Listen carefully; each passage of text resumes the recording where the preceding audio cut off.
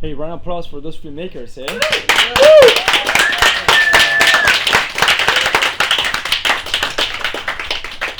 All right, Johnny, it's all yours. All right. Hi, guys. Welcome to the North Film Festival here in Hell's Kitchen. Well, actually, it's actually the Producers Club in Hell's Kitchen, so let's not get that right. Let's get that right straight up. So we just finished up some films. I'm just going to give you guys a real quick recap. We got Smuggler's Rest. Then we have Daddy's Gonna Die. Oops, wait. Hold on. Let's start all over here. My bad. I'm sorry. Okay. All right. We got Depending on the Music. All right. That's Hugo Brummans. Hey, that guy. Time to Kill with Vincent Ferrari. Where is that? Okay. All right. And then we got Smuggler's Rest. Where we have Smuggler's Rest. Here we go. And Daddy's Gonna Die. Ricker. Okay. And Somnus with Josh. Where's Josh at? There you are. Okay. Now I know where you guys are at. I'm gonna get out of the way of the screen so you guys can see that, and we're gonna have you guys.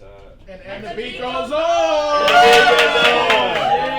And the beat goes on. And the beat goes on. And the beat goes on. There we go. I can't believe I missed you. That was a fantastic movie, by the way. All right. So I just barely got to watch these films today, so I was taking notes back there. So I hope you guys vibe with it. So the first one we're gonna start off with Smuggler's Rest. So where's Smuggler's Rest at? Right here, right next to me. Okay. Now that was an interesting film. That was really cool. That was a really cool concept. I like that. You know, having those unanimated objects turn into animated objects. That was really cool. What was the inspiration behind that film? It was a completely unplanned film. We were actually booked to go to a film festival in Hastings in the south coast of England, and they moved the date right at the last minute, and we got all the hotels booked.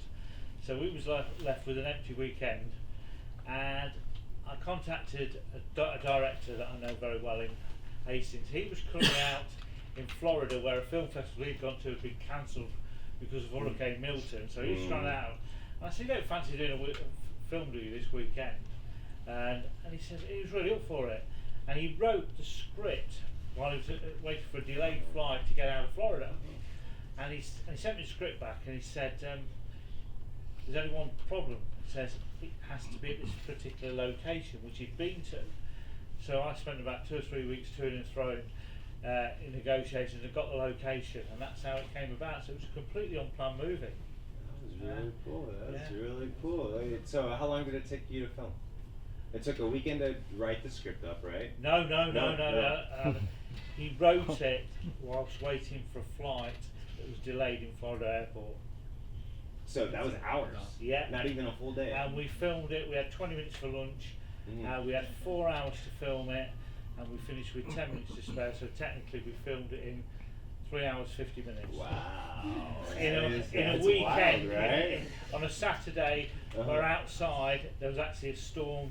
Storm Brett was going on in England, so we was in these caves, probably the safest place. And when we came out, everything was blowing around. Yeah, amazing. Very creative. I loved it. Yeah. I loved the whole idea. A tremendous experience, and we're really pleased with it. That's super cool. Do you expect to do another film such as that, like that? Yeah, we'd love to. So it's our first kind of dabble in horror. So as everybody knows, we normally make comedy, but yeah. I suppose I did hear some laughs actually, so it's a bit of a comedy horror, really. It was a lot of fun. I bet little guy over there once passed out having jet lag. I bet he had fun doing that. I've seen you in 2 movies so far, and you look like you're a blast. You're having a blast acting. So. He's brilliant. He's absolutely fantastic. Awesome. Well, thank you for that. Thank All right. Next, we're gonna go to Daddy. Daddy's Gonna Die. Gonna die. Yeah, well, I guess, we'll go there. Yeah, I'm looking at the wrong side of my book, but we'll just go there. Okay, so Daddy's Gonna Die. That was a very interesting movie. I was not sure where this was gonna go. It was dramatic and it was kind of thrilling. You know, that music that you had going on back there was like, yeah, it had me wondering what was gonna happen next. Yeah, written by my son. So it reminded you of your son. The music is written by my son. Oh, no way! Wow. And where's your son today? In Stockholm. Bummer. So tell me about yourself. Yeah, you say you're Stockholm, Sweden. You started this film in Stockholm, didn't you not? Yeah, it's from Stockholm. I flew from Stockholm a couple of days ago. So I'm a photographer since way back, and a photographer and a writer, and then I attended a 1-year film acting education a couple of years ago, 3 years ago, And then I met two guys, and we did a little, for an assignment, we did a short film, at the festivals, and that was kind of a success. And then we did this film, which was a little bit more ambitious. And so I wrote the script, and my idea was just that, you know, when you talk to someone as a child, it's always a little bit awkward, and there are also lots of layering there about, you know, who's actually the parent, and is this a normal child, and what should I say, what should I not say, and should I trust whatever the child is saying. So, and then I sort of evolved the story from that. And having said that, now I'm watching the film now, there's so many things I would have done differently today. So it's usually how it goes. Yeah. But yeah, just I won't get any more into that. That was the story. And it was really. And we actually had cast a 4-year-old first for that. We did it in 3 days in my apartment, and the 4-year-old just refused to start.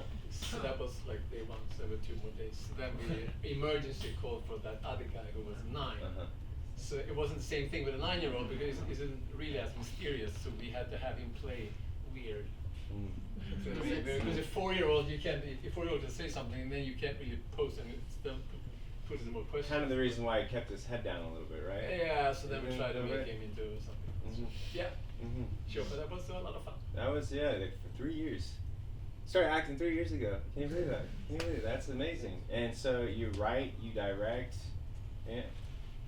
Yeah, I did. I had too many hats in this. But yeah, it was the costumes and everything. And how long did it take you to make? We shot it in 3 days. 3 days. That's quick. So it was like 3 days pre-production, 3 days shooting, and 3 years of it's 1 year of post-production. Oh gosh! Wow. Don't you hate when that happens? Don't you hate when that happens? You got the whole thing laid out, and now you just got to edit it. 2 years later, finally got something going on. Yeah. Exactly. So what's your next project that you got going on? Well, we have done 2 other shorts in a little bit different constellations. Right now, I'm not really sure, to be honest. But I have a few scripts that I'm working with. We'll see. And judging by this script, I'm looking forward to it. It's gonna be good. Okay, It's gonna be thanks. good, definitely.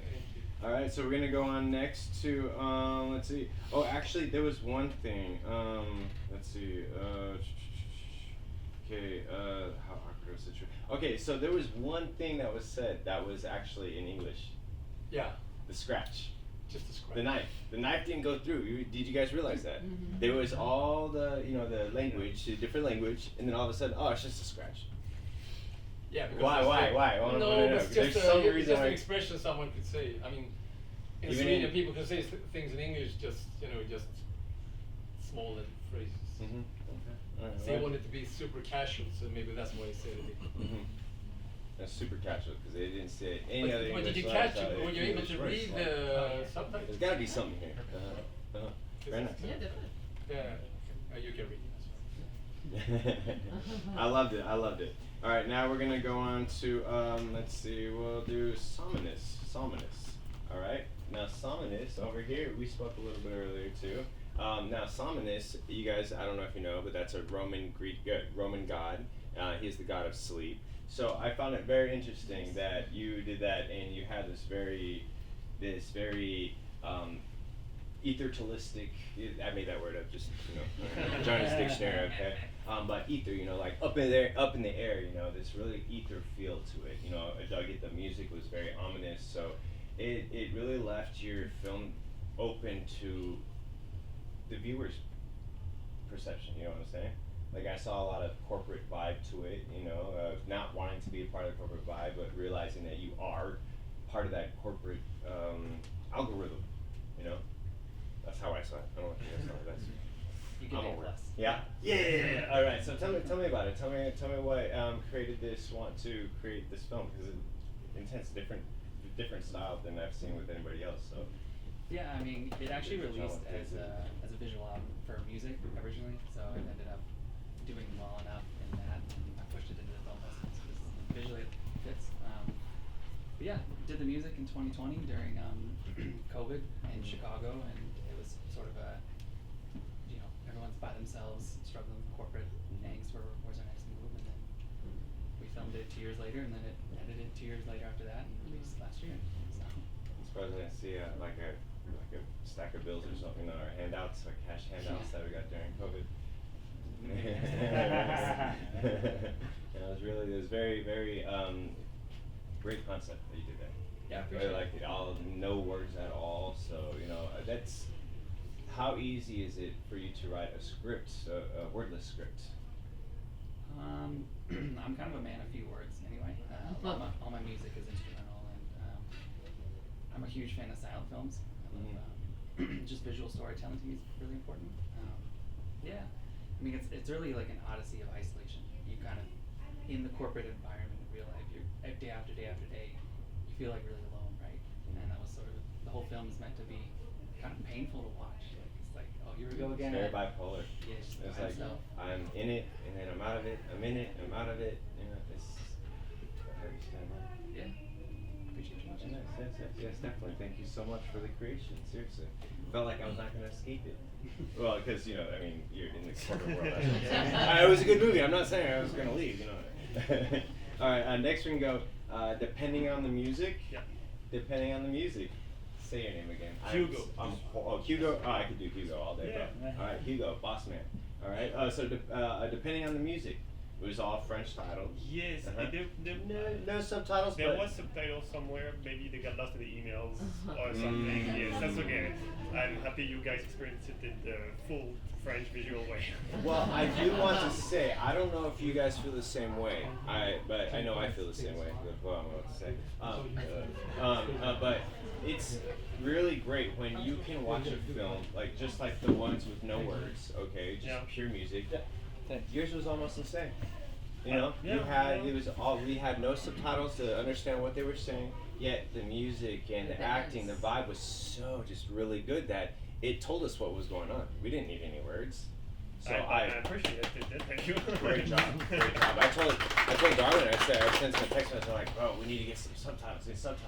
I sent it to Darwin. I sent it to Katie, and I sent it to just so I could get because I didn't know if I messed up. I thought maybe I messed up in like maybe I messed up too. caption.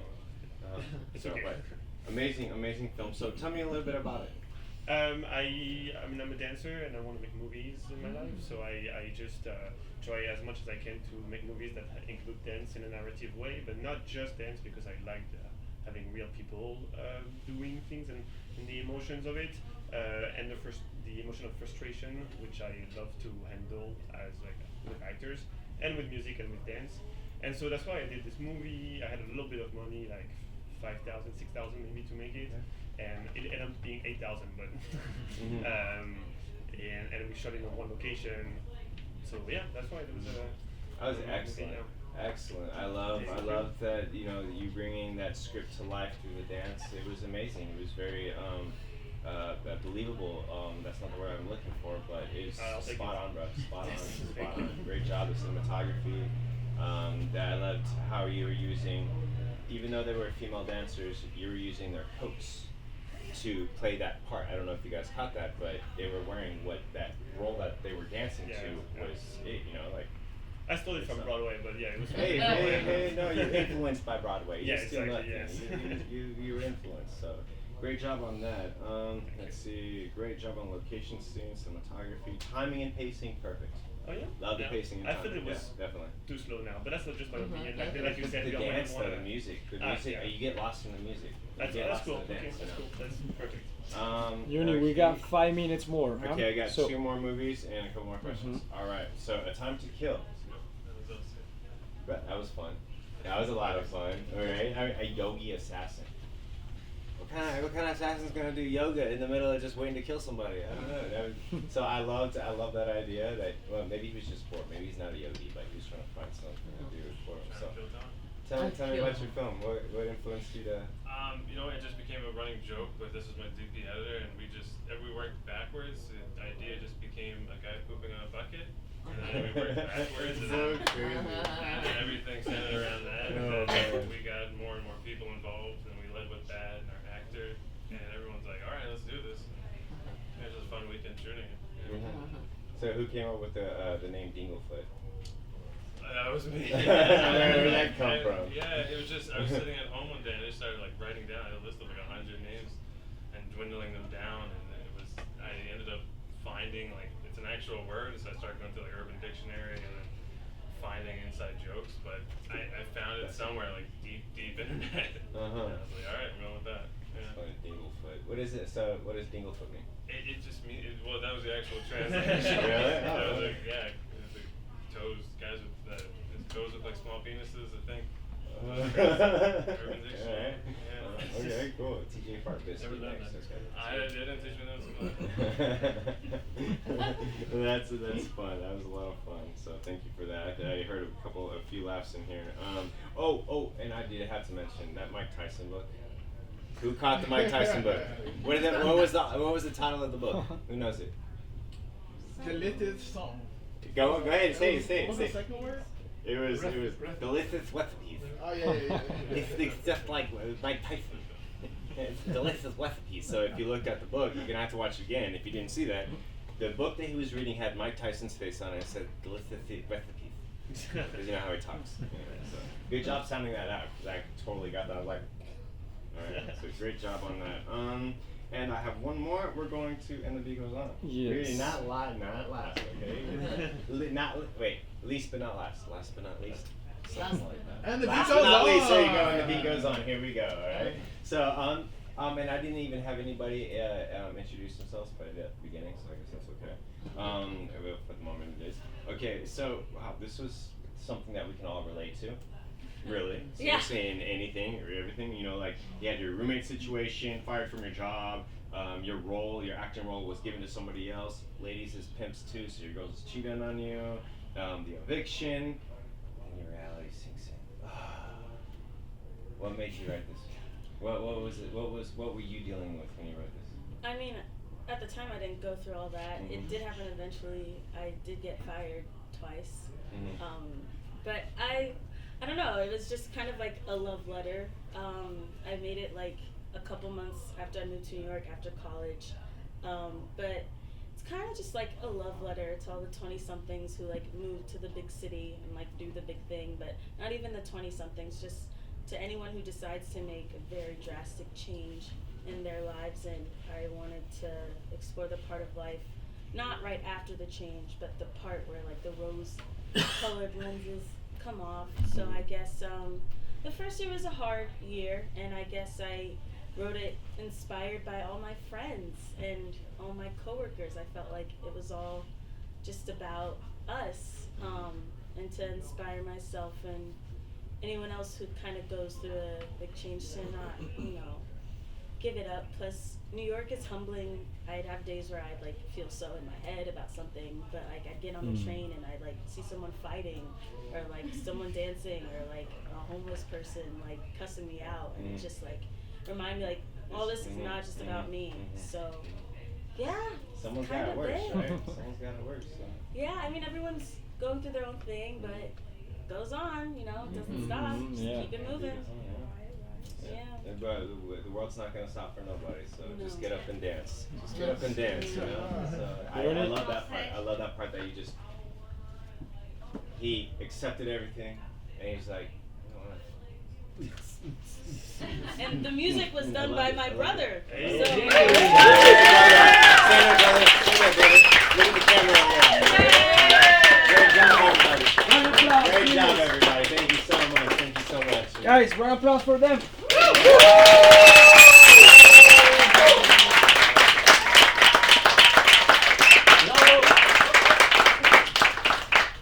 All right, now get out of here. All right, guys, we gotta step out of the room. Let me take the camera first. Hold on a second. Let me pause this.